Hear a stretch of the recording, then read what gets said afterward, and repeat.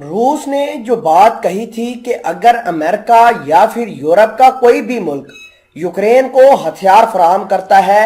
یا پھر اپنے جہاز خصوصاً بحری جہازوں کی مدد سے اسلحہ یوکرین کی بندرگاہوں پر پہنچاتا ہے تو رشیا ان جہازوں کو اور بندرگاہ کو اڑا دے گا۔ تو ایسا ہی کچھ ہو رہا ہے، یوکرین کی بندرگاہ کے اوپر اب رشیا نے قبضہ کر لیا ہے اور بین الاقوامی ٹریڈ سے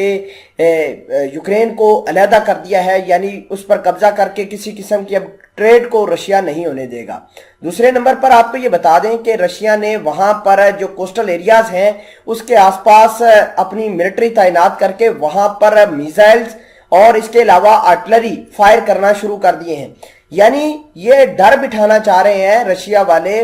یورپ کے اوپر کہ اگر کوئی بھی جہاز یا پھر کوئی بھی بحری جہاز یہاں پر آتا ہے یوکرین کے پاس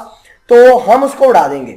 تو رشیا نے ایک ساتھ کئی فرنٹ کھول دیے ہیں، یعنی میڈل ایسٹ کے اندر بھی رشیا امریکہ اور نیٹو کے خلاف کام کر رہا ہے۔ اگر ہم ایران کی بات کریں تو ایران بھی رشیا کی مدد سے امریکہ کے اوپر پریشر بنا رہا ہے، اور اگر ہم بات کریں یوکرین کی پارٹیکولرلی تو یورپ والے اب یوکرین کو زیادہ اسلحہ نہیں دے پائیں گے کیونکہ بندرگاہوں پر اب رشیا نے قبضہ کر لیا ہے۔ میں اس خبر کے بارے میں مزید آپ کو بہت کچھ بتاؤں گا، چھوٹی سی گزارش ہے کہ آپ ہمارا یوٹیوب چینل حسنات ٹی وی کو سبسکرائب کر کے پاس موجود گھنٹی کے نشان کو دبا لیں تاکہ لیٹسٹ نیوز آپ تک پر وقت پہنچتی رہے۔ سب سے پہلے آپ اس خبر کا پروف دیکھیے جس کے اندر لکھا ہے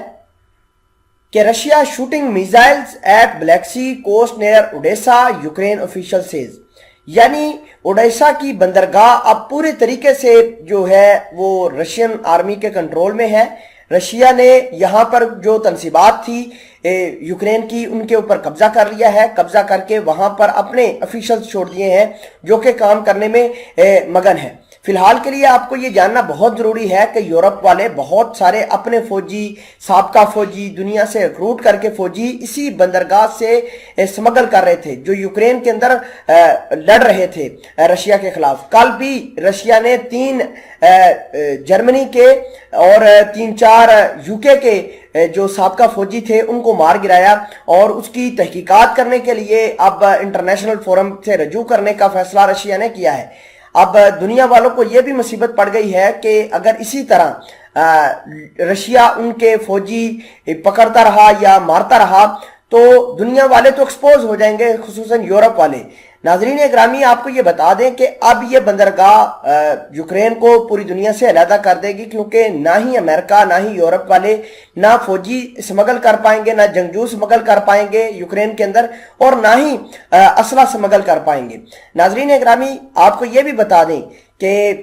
جو پچھلے دنوں رشیا نے اتوار والے دن 13 مارچ کو ایک سٹرائک کی تھی پولینڈ کے بارڈر کے اوپر، جس کے نتیجے میں 35 لوگ جاں بحق ہوئے تھے اور 130 سے زیادہ لوگ زخمی ہوئے تھے، اس خبر کا بھی پروف آپ اپنی سکرین پر دیکھیے کہ Russian missile strike Ukrainian military range near Poland killing dozens, Moscow promises further attacks, یعنی یوکرین کے بارڈر کے بالکل اس سائٹ پر پولینڈ کے جو ملٹری بیس تھا اس کے اوپر اٹیک کیا تھا، اور رشیا چاہتا ہے کہ مزید اب انہی بیسوں کے اوپر اٹیک کریں، کیونکہ رشیا کو اس بات کا علم ہے کہ یورپ والے اور امریکہ والے باز نہیں آ رہے، لگاتار سرحدوں سے بحری جہازوں کی مدد سے، بندرگاہوں کی مدد سے یہ لگاتار جو ہے اسلحے کی سمگل کر رہے ہیں۔ اس کے علاوہ فوجی بھی یا پھر آپ کہہ سکتے ہیں جنگجو ریکروٹ کر کے یوکرین کے اندر سمگل کر رہے ہیں۔ تو بندرگاہ جو قبضے میں آئی ہے یہ بہت زیادہ سگنیفیکنٹ ہے، اور رشیا اب اپر ہینڈ کے اوپر جا رہا ہے، یعنی رشیا اس جنگ کے اندر لیڈنگ رول ادا کر رہا ہے۔ اور میں آپ کو یہ بھی بتا دوں کہ صدر زیلنسکی آج خود اعلان کر چکے ہیں کہ جنگ جو ہے وہ اپنی آخری مرحلے میں داخل ہو چکی ہے اور ہم رشیا کے ساتھ بات چیت کرنے کے لیے تیار ہیں۔ تو میں آپ کو یہ بتا دوں کہ رشیا کے ساتھ یہ بات چیت تو کریں گے، لیکن ساتھ ساتھ یورپ کا بھی بیڑا غرق ہو جائے گا، کیونکہ یورپ نے